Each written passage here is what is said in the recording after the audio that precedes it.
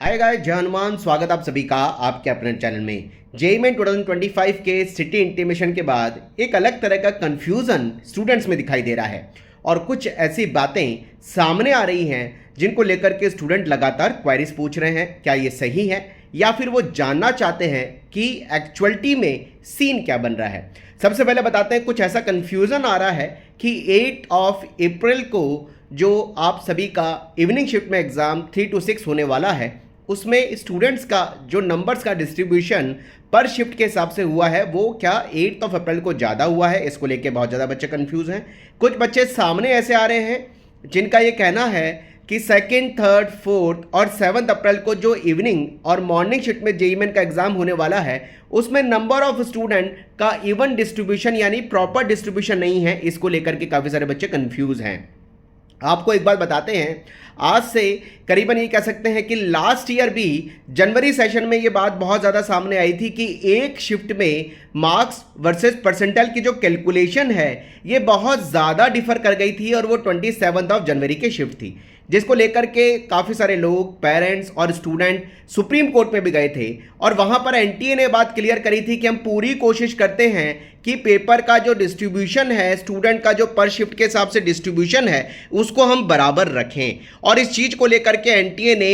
एक press release declare करी थी। उसमें कहा था कि हम तो ये कोशिश करते हैं कि पर शिफ्ट में स्टूडेंट्स के नंबर्स को भी बराबर रखें, कैटेगरी वाइज भी स्टूडेंट के नंबर्स को बराबर रखें, मेल फीमेल का जो रेशो है उस रेशो को भी हम बराबर रखें, यानी कैटेगरी का रेशो बराबर रखें, मेल फीमेल का रेशो बराबर रखें और नंबर ऑफ स्टूडेंट को पर शिफ्ट में हम बराबर रखें ताकि परसेंटाइल की जो कैलकुलेशन है उसमें किसी तरह का नॉर्मलाइज करने के टाइम पर प्रॉब्लम ना आए और स्टूडेंट को कन्फ्यूजन ना हो। लेकिन अभी एक कम्युनिटी में बात उड़ रही है या एक बात सामने आ रही है या कुछ लोगों में बड़ा कन्फ्यूजन आ चुका है। बच्चे भी लगातार पूछ रहे हैं कि सर 8 जो हमारा एग्जाम अप्रैल को होने जा रहा है जो कि केवल एक शिफ्ट में है, क्या इसमें स्टूडेंट्स का नंबर्स ज़्यादा है। आप सभी को बताते हैं, हमने इस चैनल पे एक पोल कराया था जिसमें करीबन ये कह सकता हूँ 2500 के आसपास बच्चों ने 2500 बच्चों ने मुझे पोल किया था, जिसमें इवन डिस्ट्रीब्यूशन की बात मेरे सामने आ रही है कि हर शिफ्ट में करीबन जो 5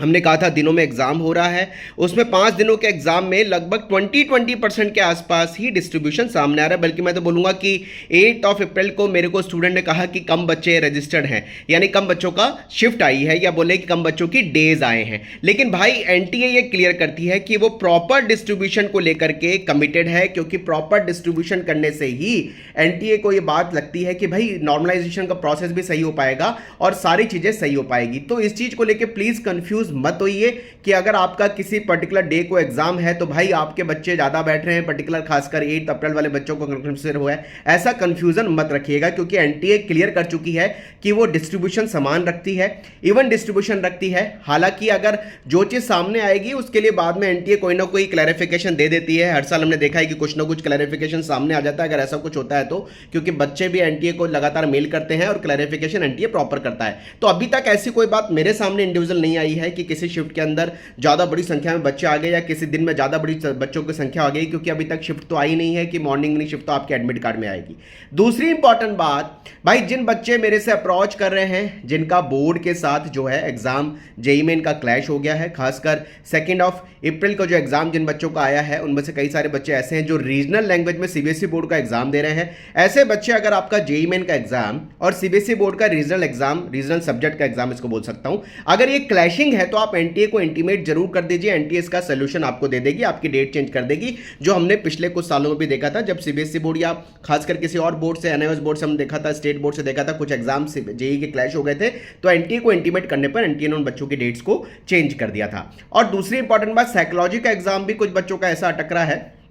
जो क्लैशिंग में है, सीबीएसई बोर्ड से क्लैशिंग में है। वो बच्चे भी सीबीएसई का जो उनका एग्जाम क्लैश हो रहा है जेईई मेन के साथ, वो एनटीए को इंटीमेट जरूर कर दें, ईमेल कर दें, वो उनकी डेट्स को वेरी कर देंगे, चेंज कर देंगे, उनकी डेट को आगे पीछे कर देंगे। और वैसे भी 5 और 6 अप्रैल को जेईई मेन का कोई एग्जाम की डेट अभी नहीं रखी है और 8 अप्रैल को एक शिफ्ट में एग्जाम है, तो हो सकता है ये डेटें उन बच्चों के लिए रख दी गई हों जिनका सीबीएसई बोर्ड का डेट्स क्लैश हो रही है, या फिर वो दूसरे एग्जाम्स की डेट में उनको एडजस्ट कर लेंगे। तो बच्चों इवन डिस्ट्रीब्यूशन डिस्ट्रीब्यूशन को लेकर के कोई बच्चा कंफ्यूज मत हो, मेरे पास कुछ बच्चों ने अप्रोच किया इसलिए वीडियो बनाना पड़ रहा है। अभी तक एनटीए का ये ट्रेंड देखने को मिला है कि वो नंबर्स ऑफ स्टूडेंट को हर शिफ्ट में बराबर रखते हैं, इवन दो वो कोशिश करते हैं कि जेंडर वाइज डिस्ट्रीब्यूशन भी बराबर हो और वो कोशिश करते हैं कैटेगरी वाइज डिस्ट्रीब्यूशन भी बराबर हो। तो कोई अपडेट अगर ऐसा आता है ऑफिशियली तो आपको बताएंगे, लेकिन अभी कंफ्यूजन मत रखिए, आराम से अपनी पढ़ाई पे फोकस करिए यार। बच्चे अगर ज़्यादा भी किसी शिफ्ट में बैठ गए, एक मैं आपको लास्ट वर्स्ट से वर्स्ट केस की बात करता हूँ, अगर बच्चे किसी शिफ्ट में ज़्यादा भी बैठ गए तो नॉर्मलाइज प्रोसेस से उन्हीं इंडिविजुअल शिफ्ट के बच्चों में